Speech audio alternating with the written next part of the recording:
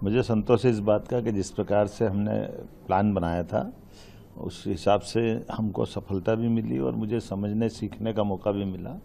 हमारी सारी टीम ने एकजुटता के साथ जिस ढंग से यहाँ काम किया है, आने के पहले प्रॉपर हमारे लोगों ने यहाँ आकर के होमवर्क किया। उनने आने के बाद इस योजना से कि इस यात्रा का प्रत्येक मिनट प्रत्येक कार्यक्रम सफल हो, मैं अपने लोगों को बधाई देना चाहूँगा। एकजुटता के साथ अच्छी प्लानिंग जब बनाते तो रिजल्ट अच्छा आते हैं।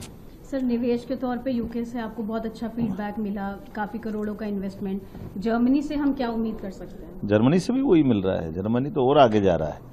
मुझे ऐसा लग रहा है कि जर्मनी के अंदर की एक आग है जिस आधार पर उनने यहाँ की भविष्य की चुनौतियों को समझ लिया है।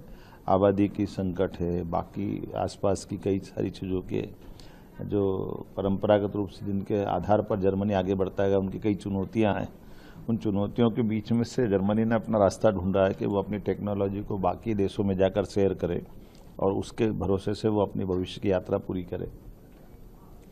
ऐसे कई प्रस्ताव हमको मिले जिस आधार पर मध्य प्रदेश को इसी भरोसे से आगे बढ़ने का मौका मिल रहा है। और प्रत्येक सेक्टर में जिसमें हम आगे बढ़ने की बात सोचते हैं, एग्रीकल्चर का हो, हमारा एआई का हो, हेल्थ का हो, एजुकेशन का हो, नई टेक्नोलॉजी का हो, हेवी इंडस्ट्री का हो, सभी सेक्टर में अच्छा रिस्पांस है। सर, जब आपने इन्वेस्टर से और सीईओ से बात करी तो जो इंडिया स्टोरी है वो आपने कैसे बताई? जैसे डिजिटल पेमेंट में इंडिया बहुत आगे है। अगर यूरोप में कोई बस चल रही है तो उसका इंजन हम मान सकते हैं कि पीतमपुरा में बना होगा। तो आपने किस तरह से उनको इंडिया स्टोरी समझाई? और मध्य प्रदेश में जो जर्मन वालों को समझाना नहीं पड़ता है।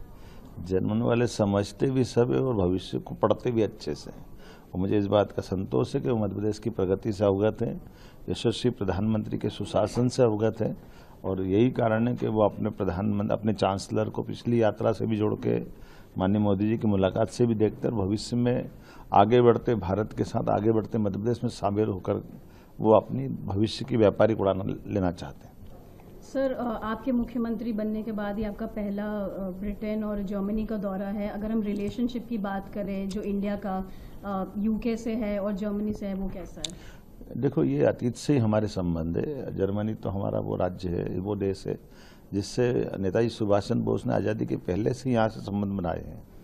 जर्मनी सदैव भारत का प्रशंसक रहा है। हमारी साझा विरासत बहुत गौरवशाली रही है।